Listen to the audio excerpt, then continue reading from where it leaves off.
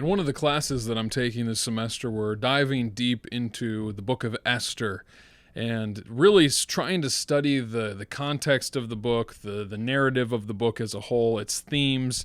And one of the most notable things about the book of Esther is that God is not ever mentioned explicitly, at least in the Protestant canon. In the later editions that are found in the Septuagint that the Roman Catholic Bible includes, God is mentioned, but the earliest manuscripts of Esther, God isn't mentioned. And this has always puzzled theologians because it's one of the few books where you don't see any mention of God, and to a certain extent, not even really any allusions to him either. And one of the things that I have noticed profoundly in the book of Esther is just how very present God actually is. And it's really, truly remarkable that we can read it and sometimes miss that.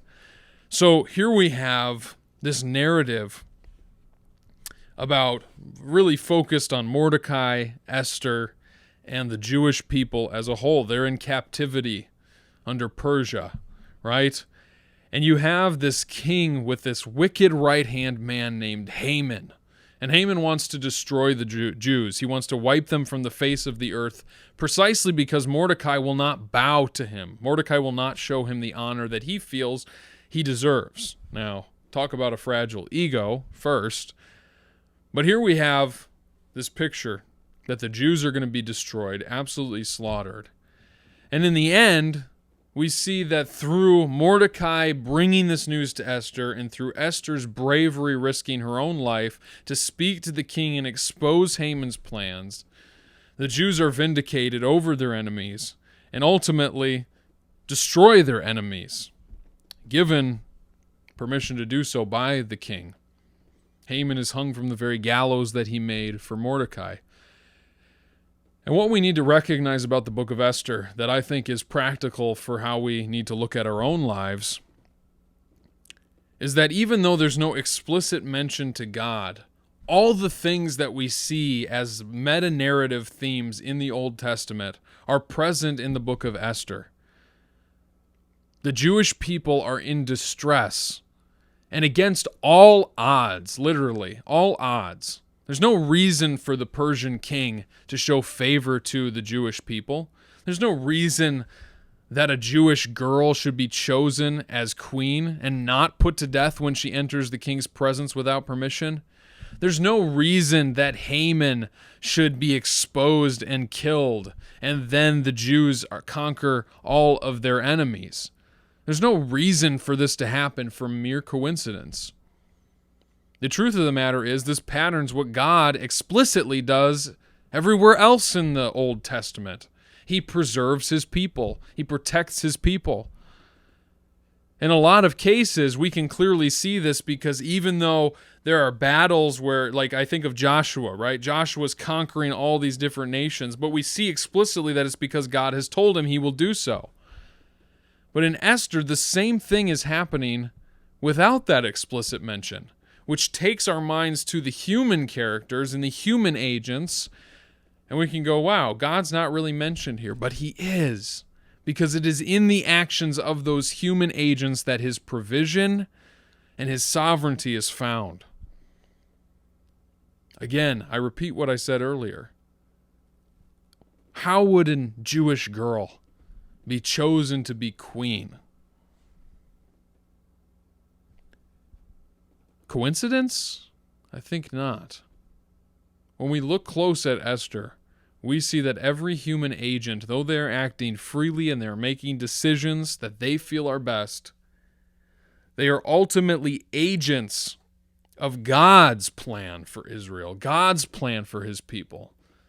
And in the end, we see his provision shine through. And what this did is it encouraged me so deeply that even when we're living life, right now in America, things are looking tough and the future is not looking very bright. We need to recognize that even if we can't discern explicitly what God is doing, we can be fully assured that he is always working through his human agents to accomplish his purposes, and his purposes will never be thwarted. This is one of the beautiful things about being a postmillennial is you can read the scriptures where it says that Christ will reign until all enemies are made a footstool. You can read all these optimistic passages, and you can believe them on the basis that God is the one promising them. Doesn't matter what my eyes see. I know what my God has promised, and I know that his plans will never fail, despite what it may look like on the outside.